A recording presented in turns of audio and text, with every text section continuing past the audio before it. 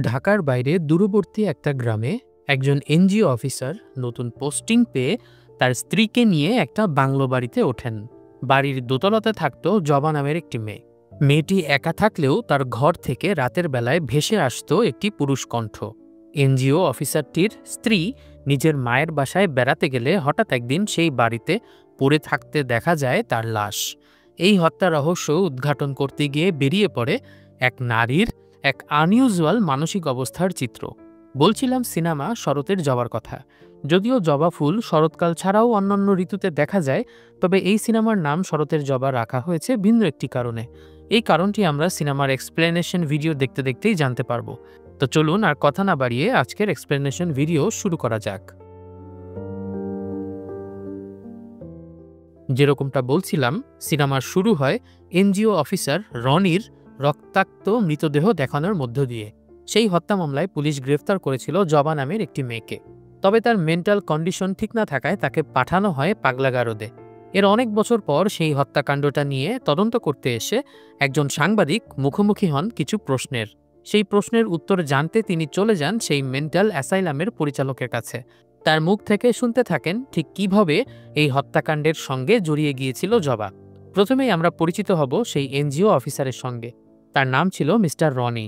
একটা নামকরা এনজিওতে বেশ উঁচু পদে তিনি চাকরি করতেন। নিজের সুন্দরী স্ত্রী থাকলেও পরকীয়া করতেন অফিসের সুন্দরী কলিগের সঙ্গে। অফিসের শত শত কোটি টাকার ডিলগুলো তিনি সামলান বলে অফিসের মেয়েরা তার প্রতি একটু বেশি আকৃষ্ট থাকে। ওই যে ক্ষমতার কেন্দ্রের প্রতি মানুষের একটা চিরন্তন আকর্ষণ আর কি। ফলে প্রায়ই অফিসের সেই সুন্দরী কলিগ রনির সঙ্গ পেতে ভালোবাসত। এর মধ্যে রনির পোস্টিং হয়ে যায় হঠাৎ ঢাকার বাইরের একটি গ্রামে। ফলে স্ত্রী বেলিকে নিয়ে সেই গ্রামে বসবাস করতে যেতে হয় রনিকে। তারা একটা বাংলো বাড়ির নিচতলায় ভাড়া নেয়। বাসাটা বেশ সুন্দর এবং ছিমছাম ছিল। তবে সেই বাড়ির 2 তলায় থাকতো জবা নামের একজন স্কুল টিচার। তবে জবা বেশ চুপচাপ একাকী থাকতেন। সবকিছু মিলিয়ে বাংলোটি পরিপাটি থাকলেও সবখানে যেন ছিল একটু একাকিত্বের ছাপ। একদিন রনি অফিসে চলে গেলে তার স্ত্রী বেলি ছাদে ঘুরতে যেতে চাইলে বাড়ির কেয়ারটেকার মজিদ তাকে নিষেধ করে। উত্তরটা বেলির কাছে কেমন যেন সন্দেহজনক লাগে। সেদিন জবার সঙ্গে পরিচয় হয় বেলির। তাদের দুজনেরই নাম ফুলের নামে হওয়ায় একটা আলাদা আন্তরিকতা গড়ে ওঠে তাদের মধ্যে। তবে বেলি অবাক হয়ে দেখতে পায় জবা উপরে ওঠার সময় একা একা কার সঙ্গে যেন কথা বলতে বলতে উঠছে। তবে ব্যাপারটা নিজের মনের ভুল ভেবে সে তেমন একটা পাত্তা দেয় না। রাতে রনি বাসায় ফিরে আসলে বেলি তাকে জানায় যে দারোয়ান তাকে ছাদে উঠতে নিষেধ করেছিল। রনি দারোয়ানকে ছাদে উঠতে দিতে বলবে বলে ঘুমিয়ে পড়ে। গভীর রাতে বেলি একা বাথরুম করতে গেলে হঠাৎ করে শুনতে পায় উপরে জবার ঘর থেকে দুজন মানুষের প্রেমময় কথাবার্তা শোনা যাচ্ছে। একটা গলা তো জবার, আর একটা গলা কেমন যেন মনে হচ্ছে কোন একটা পুরুষের। কিন্তু তার জানা মতে জবা তো একাই থাকে। তাহলে সেই পুরুষ কণ্ঠটি কার? কিছুটা আতঙ্কিত হয়ে বেলি দ্রুত বিছানায় গিয়ে ঘুমিয়ে পড়ে। ভোর হয়ে যায়। সকালে রনি অফিসে যাওয়ার আগে কেয়ারটেকার মজিদকে খুব করে শাসিয়ে যায় যাতে সে তার স্ত্রীকে আর কখনো ছাদে যেতে নিষেধ না করে। সে সময় জবা স্কুলে যাচ্ছিল আর যাবার পথে তার ব্যাগ থেকে একটা পরীক্ষার খাতা পড়ে যায়। রনি যেন জবার সঙ্গে কথা বলার একটা উপলক্ষ পেয়ে গেল। রাস্তায় গাড়ি নিয়ে সে জবাকে থামায় এবং তাকে স্কুল পর্যন্ত পৌঁছে দেবার জন্য চাপাচাপি শুরু করে। তবে জবা প্রতিবারই রিফিউজ করে। অতপর সে জবাকে পরীক্ষার খাতাটা ফেরত দেয়। তবে জবা পুরোটা সময়ই খানিকটা রাফ ব্যবহার করে খাতাটা নিয়ে স্কুলের দিকে চলে যায়। বেলি রাতের বেলা যেহেতু জবার ঘরে অন্য কারো গলা শুনেছে, তাই সে কেয়ারটেকারকে প্রশ্ন করতে থাকে জবার সঙ্গে অন্য কেউ রাতে থাকে কিনা। তবে সকালে এমনিতেই রনির ঝাড়ি খেয়ে কেয়ারটেকার রেগেছিল, তাই বেলির প্রশ্নের জবাবে জানি না ছাড়া অন্য কিছু সে বলে না। আস্তে আস্তে বেলির কৌতূহল বাড়তেই থাকে। এক পর্যায়ে সে সরাসরি জবার বাসাতেই চলে যায়। জবা অবশ্য বেলির সঙ্গে বেশ ভালোভাবেই কথা বলতে থাকে। ধীরে ধীরে তাদের মধ্যে আন্তরিকতা বাড়তে থাকে। জবার বাসায় বিভিন্ন ধরনের চা পাতা ছিল। সেখান থেকে এক বিশেষ ধরনের চা, যার নাম ছিল ক্যামোমাইল টি, সেটি সে বেলিকে খেতে দেয়। গল্প করতে করতে বেলি বিভিন্নভাবে রাতের বেলায় জবার সঙ্গে অন্য কেউ ছিল কিনা সেটা জানার চেষ্টা করে। এক পর্যায়ে আন্তরিকতা বাড়ায় জবা তার জীবনের গল্প বেলিকে বলা শুরু করে। তবে তার আগে বেলিকে দিয়ে প্রমিস করায় সে যেন এই সিক্রেট কারো কাছে না বলে। জবার বিয়ে হয়েছিল তার চেয়ে বয়সে অনেক বড় ধর্নাঢ্য ব্যবসায়ী জব্বার সাহেবের সঙ্গে। সোনা গহনায় ভরিয়ে রাখলেও জব্বার সবসময়ই জবাকে চাপের মধ্যে রাখত। যেহেতু তার বয়স একটু বেশি ছিল, তাই নিজের সুন্দরী তরুণী স্ত্রী জবার প্রতি তার সন্দেহ বাতিগ্রস্ততাও ছিল একটু বেশি। বিশেষ করে তার পাশের ঘরে থাকা শরৎ নামের একজন ইয়াং মেডিকেল স্টুডেন্টের ওপর তার বেশি সন্দেহ ছিল। ঘরের ভেতরে জবাকে মানসিক এবং শারীরিক নির্যাতন করলেও প্রায়ই এই জব্বার ব্যবসায়ের কাজে ঢাকা গিয়ে সুন্দরী মেয়েদের সঙ্গে মাস্তি করে বেড়াতে ভুলত না। জব্বার যখন ঢাকায় থাকতো তখন জবাকে দেখে রাখত দুইজন লোক। এদের মধ্যে একজন ছিল জামাল, যে ছিল জব্বারেরই ছোট ভাই। জামাল প্রায়ই জবার জন্য এটা সেটা কিনে দিত, কারণ তার জবার প্রতি একটা মায়া কাজ করত। জবাকে বেশি গুরুত্ব দেওয়ার কারণে জামালের স্ত্রীর সঙ্গে প্রায়ই তার নোংরা ঝগড়া বেঁধে যেত। তবে জামাল অনেক কেয়ার করলেও জবার আকর্ষণ ছিল অন্য ভাড়াটিয়া শরতের প্রতি। শরৎ ছিল একজন মেডিকেল স্টুডেন্ট। প্রায়ই তার সঙ্গে জবার উঠানে চোখাচোখি এবং হাসি বিনিময় হতো। গল্প করতে করতে একসময় তাদের মধ্যে বন্ধুত্ব হয়ে যায় এবং প্রায়ই জব্বারের অনুপস্থিতিতে বাড়ির এখানে সেখানে তারা সময় কাটাতো। সেখান থেকেই শরৎ জানতে পারে জবার প্রতি তার স্বামী জব্বারের অত্যাচারের কথা। ফলে জবার প্রতি শরতের একটা সহানুভূতি এবং আকর্ষণ জন্মাতে থাকে। তবে জবার সঙ্গে শরতের এই মাখামাখি বাড়ির দারোয়ান মন্টু বেশ ভালোভাবেই খেয়াল করতে থাকে। এর মধ্যে জব্বার ঢাকা থেকে ফিরে আসে, তবে সে ছিল প্রচণ্ড অসুস্থ। জ্বরে তার গা পুড়ে যাচ্ছিল। তার সেবা শুশ্রূষা করতে থাকে জবা। গভীর রাতে শরতের ঘর থেকে ওষুধ নিয়ে আসে সে। শুরুতে প্রচণ্ড জ্বর থাকলেও জবার সেবা যত্নে খুব তাড়াতাড়ি জব্বারের জ্বর সেরে যায়। তবে জবা তার স্বামীর যেরকম সেবা করল, তার স্বামী কিন্তু ব্যাপারটা অ্যাকনলেজ করল না। অর্থাৎ সে আগে যেরকম জবার সঙ্গে ট্রিট করত, পরেও সেরকমই খারাপ ট্রিট করতে থাকে। সুস্থ হয়ে যাওয়ার পর জব্বার আবার ব্যবসার কাজে ঢাকা চলে যায়, কিন্তু তার জ্বর ছড়িয়ে যায় জবার মধ্যে। পরদিন জবাকে উঠানে কাপড় নাড়তে আসতে না দেখে শরৎ খোঁজ নিতে গিয়ে জানতে পারে যে জবাও ভাইরাস জ্বরে আক্রান্ত হয়েছে। জবাকে জ্বরে কাতরাতে দেখে শরৎ দ্রুত তার ঘরে ঢুকে যায় এবং তার সেবা করা শুরু করে। কিন্তু রাতে এভাবে শরৎকে জবার ঘরে ঢুকে পড়ার ব্যাপারটা মন্টু দেখে ফেলে। ফলে সে ফোন করে জব্বারকে ব্যাপারটা জানিয়ে দেয় যে তার স্ত্রীর ঘরে শরৎ রাত্রি যাপন করছে। পরদিন সকালে জবা একটু সুস্থ হলে শরৎ ঘর থেকে বেরিয়ে যায়, কিন্তু এর কিছুক্ষণ পরেই জব্বার চলে আসে। সারা রাত শরৎকে বাড়িতে রাখার জন্য অসুস্থ জবাকে সে মারধর করা শুরু করে। মারধরের সাথে সাথে জ্বরে আক্রান্ত জবার উপর জব্বার চালাতে থাকে ভয়ঙ্কর পাশবিক নির্যাতন। শরৎ দূর থেকে সবই দেখে, কিন্তু তার করার কিছুই ছিল না। সে বুঝতে পারে এই সব কিছুর জন্য দায়ী ওই দারোয়ান মন্টু। ফলে দারোয়ানকে মারধর করে সে নিজের মনের জ্বালা মেটায়। নির্যাতন শেষ হলে জব্বার জবাকে আহত অবস্থায় রেখে বাড়ি থেকে চলে যায়। জবা সিদ্ধান্ত নেয় সে আর জব্বারের সঙ্গে সংসার করবে না। ফলে সে বাড়ি থেকে বের হয়ে যায়। তবে চলে যাবার আগেই শরৎ তাকে ধরে ফেলে এবং জোর করে নিজের রুমে নিয়ে আসে। জবার এভাবে লুকিয়ে চলে যাওয়ার সিদ্ধান্ত সে মেনে নিতে পারে না। ফলে সেখানে তাদের মধ্যে একটা ঝগড়া লেগে যায়। শরৎ চাচ্ছিল জবা এখানেই থাকুক, আর জবা চায় না তার জন্য শরতের কোনো ক্ষতি হোক। তবে এসবের মধ্যেই শরৎ সিদ্ধান্ত নেয় সে জবাকে নিয়ে এখান থেকে চলে যাবে। গ্রামের দিকে শরতের এক শিক্ষকের একটা বাংলো বাড়ি আছে। সেই বাংলোর দোতলার একটা ঘরে শিক্ষকের অনুমতি নিয়ে শরৎ জবাকে নিয়ে থাকা শুরু করে। এই বাংলোটাই হচ্ছে সেই বাংলো যেটা আমরা শুরুতে দেখেছিলাম। জব্বার অন্যদিকে পাগলের মতো জবাকে খুঁজে বেড়াতে থাকে। খুঁজে পেলে জবা এবং শরৎ দুজনকেই সে মেরে ফেলবে, সেটা বলাই বাহুল্য। তাই অনেকটা গোপনে জবা এবং শরৎ এখানে লুকিয়ে থাকে। জবা উকিল নোটিশের মাধ্যমে জব্বারকে ডিভোর্স দেওয়ার চেষ্টা করলেও ব্যর্থ হয়। তবে আপাতত সেই হাইড আউটে প্রেম করতে থাকে শরৎ এবং জবা। শরতের কাছ থেকেই জবা বিভিন্ন ধরনের চা বানানো শিখেছিল। শরতের মেডিকেলের পড়াশোনা শেষ করতে আরও 1 বছর বাকি ছিল। তাদের প্ল্যান ছিল এই 1 বছরের মধ্যে জব্বারের রাগ কিছুটা প্রশমিত হবে আর জবার ডিভোর্সের প্রসিডিউরটাও শেষ হয়ে যাবে। অর্থাৎ তাদের প্ল্যান ছিল 1 বছর পরে বিয়ে করার। একদিন জবাকে নিয়ে শরৎ শপিংয়ে বের হয়। একটা দোকান থেকে তারা বিভিন্ন ধরনের কসমেটিক্স কিনে। তারপর জবা চায় একটা শাড়ি কিনতে, কিন্তু শরৎ যেহেতু এখনো ছাত্র, তাই তার কাছে তেমন কোনো টাকা ছিল না। জবার একটা শাড়ি খুবই পছন্দ হয়ে যায়। সেটা কিনে দেওয়ার জন্য সে শরৎকে চাপাচাপি শুরু করে। শরৎ তখন জবাকে কিছুক্ষণ অপেক্ষা করতে বলে কাছেই একটা বন্ধুর বাসায় যায় কিছু টাকা ধার করে আনার জন্য। জবা এবং শরতের মধ্যে এই ঝগড়া দূর থেকে একটি লোক দেখছিল। সে জবাকে কিছুটা ডিস্টার্বও করার চেষ্টা করে। তবে এর মধ্যে শরৎ ফিরে আসে, তবে হতাশ হয়ে, কারণ তার সেই বন্ধুটা বাসায় নেই। ফলে আজ জবার শাড়ি কেনা হবে না। এতদিন জব্বারের সংসারে অনেক প্রাচুর্যের মধ্যে থাকার কারণে জবার মন ব্যাপারটা বুঝতে চাইল না। সে শরতের ওপর কিছুটা আক্ষেপ নিয়ে বলে উঠল, টাকা না থাকলে শপিং করাতে নিয়ে আসলো কেন। এসব নিয়ে দুজনের মধ্যে ঝগড়া শুরু হয় এবং দুইজন রাগ করে দুই দিকে চলে যায়। স্বামী স্ত্রীর ঝগড়ার মাঝে সবসময় তৃতীয় পক্ষ ফায়দা লোটার চেষ্টা করে। ঠিক সেভাবেই সেই লোকটা জবার কাছে যায় এবং তাকে বলে স্বামী স্ত্রীর মধ্যে ঝগড়া তো হতেই পারে।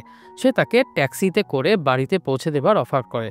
তবে জবা ট্যাক্সিতে ওঠার পরই লোকটা তাকে টাকা অফার করে বসে, কারণ লোকটার মনে হয়েছিল জবার টাকার প্রতি একটা লোভ থাকলেও থাকতে পারে।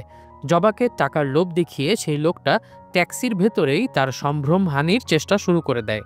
তখন তাদের মধ্যে একটা জবরদস্তি হয় এবং জবার চিৎকার শুনে আশপাশ থেকে লোকজন চলে আসে এবং সেই লোকটাকে ধাওয়া শুরু করে।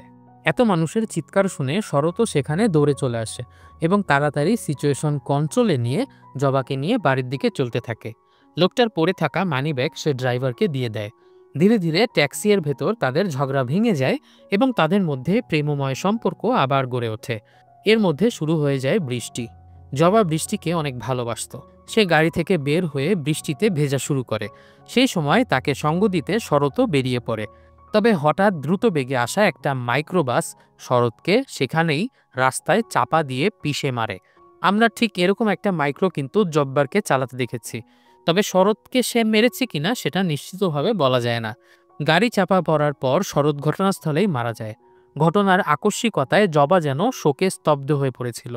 তার কাছে পুরো পৃথিবীটা হঠাৎ করে শূন্য হয়ে যায়। স্বামীর সংসার ছেড়ে যার হাত ধরে সে চলে এসেছিল, সেই আজ পৃথিবী ছেড়ে চলে গেল। এই সমাজে জবা কিভাবে বেঁচে থাকবে সেটা আর বুঝতে পারে না সে। একদিন সেই বাড়ির ছাদে সে আত্মহত্যা করার অ্যাটেম্প্ট করে। সেই মুহূর্তে হঠাৎ করে একটা অলৌকিক শক্তি তার হাত থেকে ছুরি ফেলে দেয় এবং তখনই জবা প্রথমবার অনুভব করে যে শরতের আত্মা আসলে তার আশেপাশেই রয়েছে। কেমন যেন একটা অদ্ভুত ডার্ক এনার্জি। তবে সেই কালো শক্তি জবাকে প্রচণ্ড ভালোবাসে এবং সমস্ত বিপদ থেকে আগলে রাখে। এদিকে শরৎ মরে যাওয়ার কয়েকদিন পর জবা খবর পায় তার স্বামী জব্বারও মারা গেছে। হতে পারে শরতের সেই আত্মাই প্রতিশোধ নিয়েছে জব্বারের উপর। তবে জব্বার মারা যাওয়ায় সবচেয়ে বেশি লাভবান হয় জবাই, কারণ তাদের ডিভোর্সের প্রক্রিয়া তখনও কমপ্লিট না হওয়ায় জব্বারের সম্পত্তির একাংশের মালিক হয়ে যায় সে। দলিলের ফাইলের ভেতরে একটা শুকনো জবা ফুল দেখে সে বুঝতে পারে এই কাজটা আসলে শরতেরই। এরপর থেকে সেই বাংলোতে জবার সঙ্গে শরতের আত্মা সহাবস্থান করে আসছিল। বাড়ির কেয়ারটেকার থেকে শুরু করে আশেপাশের অনেকেই ব্যাপারটা জানে, তবে কেউ এই অতিপ্রাকৃত ব্যাপার নিয়ে বেশি একটা ঘাটাঘাটি করে না। জবার মুখে এই কাহিনী শোনার পর বেলি আঁতকে ওঠে। তার মধ্যে কিছুটা সন্দেহ থাকলেও জবার মাথার উপরে সে যখন একটা অদৃশ্য কালো ধোঁয়াটে বস্তু ঘুরতে দেখে, তখন সে আতঙ্কিত হয়ে পড়ে। রাতের বেলা রনিকে সব খুলে বলে বেলি, তবে রনি ব্যাপারটা পাত্তা দেয় না। রনির ধারণা জবা এই ভূতের গল্পের আড়ালে বাড়িতে বিভিন্ন পুরুষকে নিয়ে এসে সময় কাটায়। নিজের এই নোংরা ব্যবসাকে আড়াল করে রাখতেই সে এলাকাতে ভূতের গল্প ছড়িয়ে দিয়েছে। আর রনির খুব বেশি দিন এখানে থাকার ইচ্ছাও ছিল না। অলরেডি সে প্ল্যান করে ফেলেছে সে তার অফিসের সুন্দরী কলিগের সঙ্গে একসঙ্গে বিদেশে পোস্টিং নেবে। কাজেই এই গ্রামের বাংলো বাড়ির ভূতের কেচ্ছার প্রতি তার তেমন একটা আগ্রহ ছিল না। যেহেতু এখান থেকে সে চলেই যাচ্ছে, তাই যাওয়ার আগে চরিত্রহীন রনি টার্গেট করে জবাকে। সে ভাবছিল জবার উপর একটা চান্স নিয়ে দেখবে সে। ধীরে ধীরে জবার ব্যাপারে খোঁজ খবর নেয়। জবা কোথায় যায়, কোন স্কুলে পড়ায়, সবকিছু জানার চেষ্টা করে সে। তবে এসব করতে গিয়ে সে কিন্তু বিভিন্ন ধরনের বাধারও সম্মুখীন হয়। মাঝে মাঝেই শরতের আত্মা তাকে ডিস্টার্ব করতে থাকে, যেমন চলার পথে গাড়ি থামিয়ে দেয়, আশপাশ থেকে উদ্ভট শব্দ করতে থাকে ইত্যাদি। তবে রনির মাথায় তখন জবার প্রতি তীব্র নোংরা কামনা জেঁকে বসেছে, তাই এসবের কোনো কিছুর প্রতি তার কোনো খেয়াল ছিল না। রনির মাথায় অন্য চিন্তা থাকলেও বেলি কিন্তু ধীরে ধীরে অ্যাবনর্মাল হয়ে যেতে থাকে। সে প্রায়ই বিভিন্ন অতিপ্রাকৃত অভিজ্ঞতা অনুভব করত, ফলে সে আর এই বাড়িতে থাকতে চাইছিল না। আর এটাই তো ছিল রনির টার্গেট। সে বেলিকে কয়েকদিনের জন্য তার মায়ের বাসায় পাঠিয়ে দেয়। সেদিন ফাঁকা বাড়িতে সুযোগ নেয় রনি। সে সোজা গল্প করতে জবার বাসায় চলে যায়। জবা অবশ্য রনিকে শুরুতে ভালো মতোই আপ্যায়ন করে। তাদের বেশিরভাগ কথাই হচ্ছিল বেলির প্রসঙ্গে। তবে এসব কিছুর মধ্যেই রনির আচরণ পরিবর্তিত হতে থাকে। সে জবাকে জানায় তার ওই ভূতের গল্প অন্য সবাইকে বিশ্বাস করাতে পারলেও তাকে পারবে না। সে খুব ভালো করেই জানে জবা এখানে অন্য পুরুষ এনে ব্যবসা করে। জবা তখন তাকে ঘর থেকে বেরিয়ে যেতে বলে। তবে রনি ছিল নাছোড়বান্দা। সে জবাকে চেপে ধরে এবং তার সঙ্গে জোরাজুরি শুরু করে দেয়। কিন্তু ওই যে জবার ছিল সেই গার্ডিয়ান অ্যাঞ্জেল, অর্থাৎ শরৎ। শরতের আত্মা তীব্রভাবে বাধা দেয় রনিকে। অদৃশ্য শক্তিটি তাকে ভয়ঙ্করভাবে মারতে মারতে এক পর্যায়ে বাড়ির ছাদ থেকে নিচে ফেলে দেয় এবং এভাবেই মৃত্যু হয় রনির। ব্যাপারটাকে প্রথমে আত্মহত্যার মতো দেখালেও পোস্টমর্টেম রিপোর্টে পুলিশ দেখতে পায় ছাদ থেকে পড়ার আগে রনিকে অনেকবার আঘাত করা হয়েছে। যেহেতু সিসিটিভি ক্যামেরাতে সেই বাড়িতে রনি এবং জবা ছাড়া অন্য কাউকে দেখা যায়নি, তাই জবাকেই প্রধান আসামি করা হয়। এমনকি বেলিও অভিযোগ করে যে জবাই আসল হত্যাকারী। প্রায় ৪৮ ঘন্টা রিমান্ডে নেয়ার পরও জবা কোনো কিছু স্বীকার করে না। সে বারবার বলতে থাকে সে হত্যা করেনি, হত্যা করেছে শরৎ। এক পর্যায়ে আর থাকতে না পেরে সে উন্মাদ হয়ে যায়। তার ভেতর থেকে ভিন্ন এক সত্তা বেরিয়ে আসে। এতক্ষণে সেই স্বল্পভাষী মিষ্টি জবাকে আর খুঁজে পাওয়া যায় না, বরঞ্চ তার মধ্য দিয়ে চলে আসে এক পিশাচিনীর রূপ, যে চিৎকার করে বলতে থাকে, আমিই জবা, আমিই শরৎ। সে সেখানে থাকা সবার গোপন কথা বলতে থাকে। কোন পুলিশের ঘরে কে অসুস্থ, কার কি হয়েছে সবকিছু সে বলতে থাকে এবং সবাই জবার এই রূপ দেখে ভয় পেয়ে যায়। এক পর্যায়ে ঘরের ইলেকট্রিসিটি চলে যায় এবং জবা অজ্ঞান হয়ে পড়ে। আদালতে জবাকে ডিফেন্ড করার মতো কেউ ছিল না, ফলে রনিকে হত্যার দায়ে তার শাস্তি হয়ে যায়। কিন্তু তার মানসিক অবস্থা বিবেচনা করে তাকে মানসিক চিকিৎসা কেন্দ্রে রাখা হয়। এই সব কিছুই সেই মেন্টাল হাসপাতালের পরিচালক বলছিল সেই সাংবাদিককে, যে কিনা এই ঘটনার অনেক বছর পর পুনঃতদন্ত করে একটা নিউজ করতে যাচ্ছিল। ডক্টর জানায় জবা আসলে মাল্টিপল পার্সোনালিটি ডিসঅর্ডারে আক্রান্ত। দীর্ঘদিন একা থাকা, তার সঙ্গে ঘটে যাওয়া দুর্ঘটনা, সেই সঙ্গে মানসিকভাবে বেশ শকড হওয়ার কারণে তার মধ্যে এই ব্যাপারটা চলে এসেছে। তার নিজের মধ্যে দুইটা আলাদা আলাদা পার্সোনালিটি গ্রো করেছে। স্বাভাবিক অবস্থায় সে জবার মতোই থাকে, কিন্তু যখনই তার মধ্যে প্রেম ভাব জাগ্রত হয় বা সে বিপদে পড়ে, তখন নিজের মধ্যে শরৎকে কল্পনা করে নেয় সে। একসময় শরৎ তাকে বিপদ থেকে উদ্ধার করেছিল বলে হয়তো শরতের প্রতি বিপদের উদ্ধারকর্তা হিসেবে তার একটা বিশ্বাস জন্ম নিয়েছিল। এই রোগের একটা বিশেষত্ব হলো পোস্ট ট্রমাটিক অবস্থায় বিভিন্ন মানুষের মধ্যে কিছু অলৌকিক ক্ষমতা জন্ম নেয়। যেমন স্বাভাবিক অবস্থায় জবা হয়তো কোনো ভারী কিছু উঁচু করতে পারত না, কিন্তু যখন সে নিজেকে শরৎ হিসাবে চিন্তা করা শুরু করে, তখন সে নিজের ধারণ ক্ষমতার থেকেও কয়েক গুণ বেশি শক্তিশালী হয়ে পড়ে। আমরা জানি আমাদের শরীরের শক্তিমাত্রা অনেক ক্ষেত্রেই মস্তিষ্ক দ্বারা নিয়ন্ত্রিত হয়। আর যাদের মধ্যে মাল্টিপল পার্সোনালিটি ডিসঅর্ডার আছে, তারা যখন একটা পার্সোনালিটি থেকে অন্য পার্সোনালিটিতে শিফট হয়, তখন তাদের মস্তিষ্কের কার্যকারিতা ভিন্নভাবে ফাংশন করে। মূলত এ কারণেই তাদের শারীরিক শক্তির এই ট্রানজিশনটা হয়ে থাকে। তো সাংবাদিক সবকিছু শুনে আগ্রহ প্রকাশ করে জবার সঙ্গে দেখা করার। সাংবাদিকের ধারণা, জবা হয়তো আমাদের প্রচলিত পৃথিবী অর্থাৎ রেগুলার ওয়ার্ল্ড এবং আধ্যাত্মিক পৃথিবী অর্থাৎ স্পিরিচুয়াল ওয়ার্ল্ডের মাঝামাঝি কোনো একটা প্যারালাল ওয়ার্ল্ডে আটকে গেছে। এমনকি এমনও হতে পারে যে জবাকে হয়তো কোনো খারাপ শক্তি পজেস করেছে। তবে ডাক্তার বিজ্ঞানের বাইরে কোনো কিছু ব্যাখ্যা করতে নারাজ।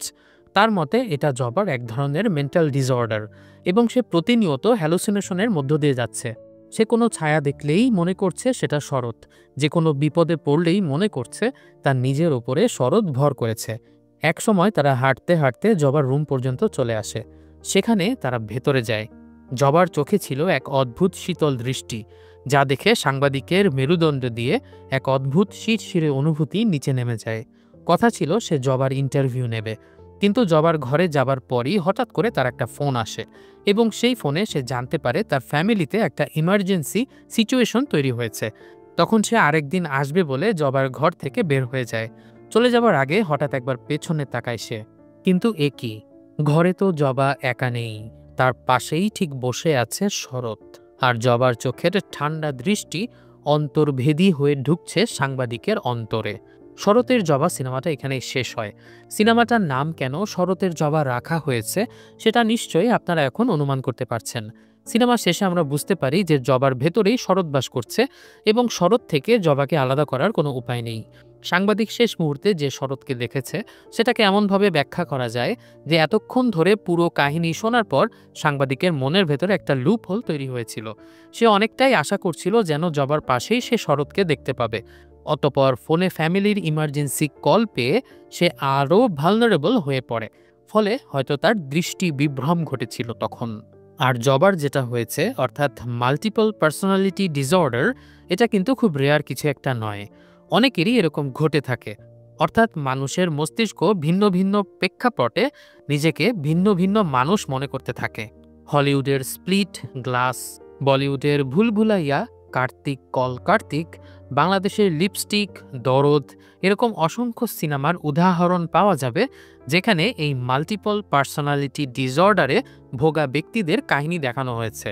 তারপরও জবার মধ্যে যে অলৌকিক ক্ষমতাগুলো এসেছে সেটার কিছু সুপার ন্যাচারাল ব্যাখ্যা থাকতে পারে।